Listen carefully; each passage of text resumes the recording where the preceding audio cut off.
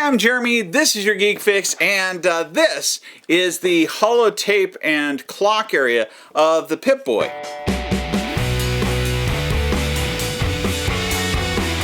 Now there is a reason that this was released completely assembled, and that is that if you're not careful, parts will literally shoot out the sides, other parts won't go back together very easily, and it can be a real disaster. There is a method to the madness and a way to put this together and take it apart, and in case you're wanting to paint it or do the modification that we were talking about.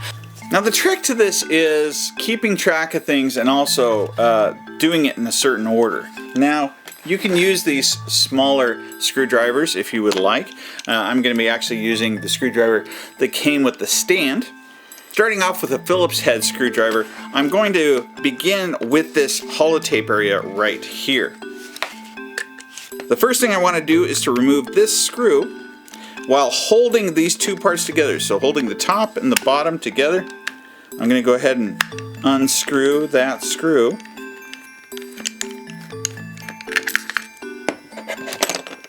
I'll keep track of my different screws and parts over here. Then what I'm going to do is I'm going to flip it over, and then I'm going to put this into the open format, and that way I can access these little pins on the sides. So you can see these pins that are over here, and using a flathead screwdriver now, I'm going to just push on those a little bit in order to release, that's my pegs here, and carefully I'm going to remove it. If it doesn't open on both sides, you can always push on the pegs on the other side. And as you can see, when I pull this part back, I now have these little pieces that I need to keep track of. Don't worry about where they were, we'll show you how to do that later, but we want to have two of those and our screw. Now I can remove this piece as well. Next, we're going to be taking apart the actual clock area. Now, this part we want to be really careful about. So first off, I want to close this back up because this is going to hold these little buttons in place that are spring driven. So if I don't do that, there's a better chance that they're going to fly off the sides. I'm going to go ahead and unscrew these four screws here.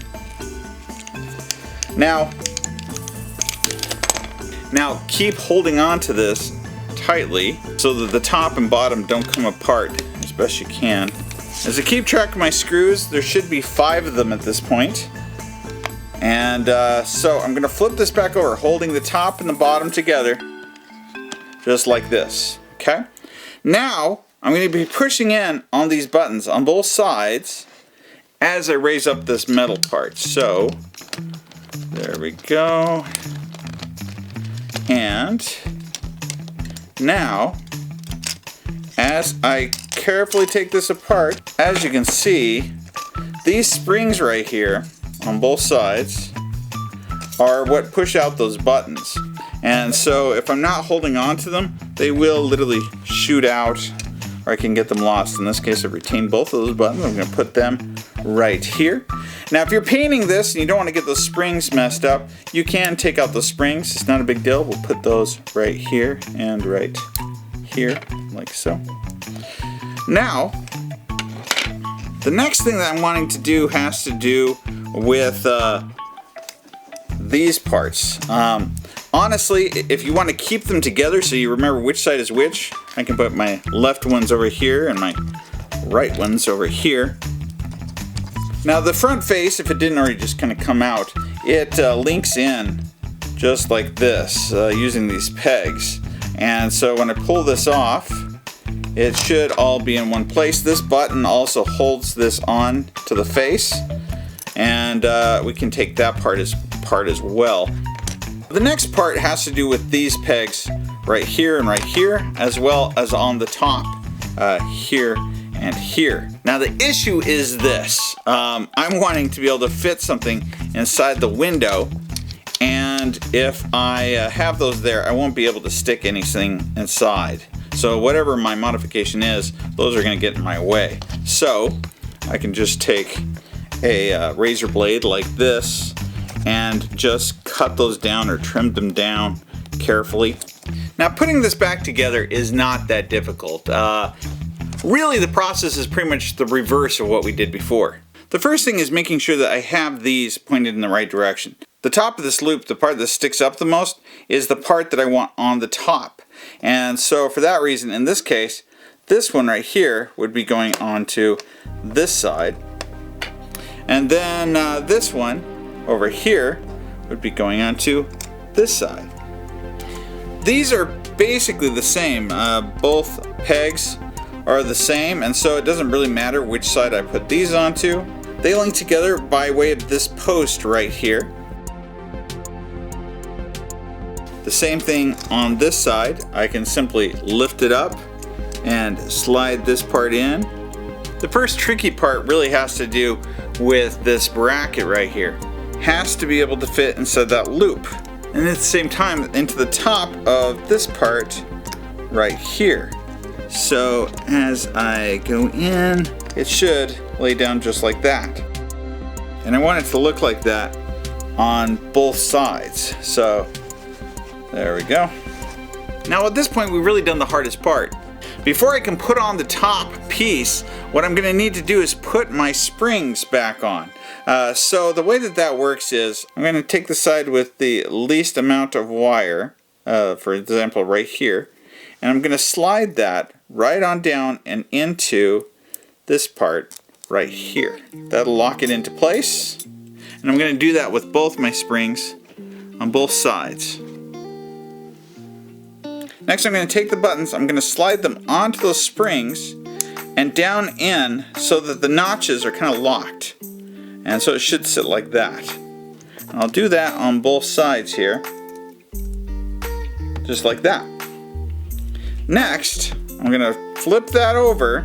Then as I bring this down, I'm wanting to push my buttons inward.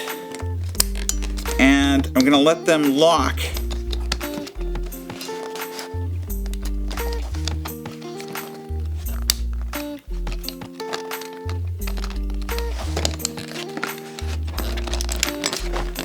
Into the bracket just like that. Okay, so they should snap right through on both sides. Okay, just like that. I'm gonna hold that top and bottom closely together as I now put in my screws. Okay. Then we flip it back over, and moving this material kind of out of the way, I'm going to pick the flatter of these two pieces, the one that has a screw hole in the bottom, and I'm going to put it right underneath here. Next I'm going to take my two little green pieces. Now the way that these work, it looks like they should be laying down, but they shouldn't be. They should be standing up. So I want to slide them onto my black pegs over here, standing up just like this. And then I'm going to bring this piece and I'm going to try not to knock over those pegs as I slide it down and snap it together. So it should snap all the way together on all sides. And then I'm going to flip this over and put in my last screw. Then you'll know you did it right if when you're done it opens all the way up like this, and I can easily fit a holotape inside just like that. So there you go, that's how to take apart and put together the holotape and clock area. Thanks for watching. Please be sure to like, subscribe, comment below, and be sure to stay tuned for more of your Geek Fix.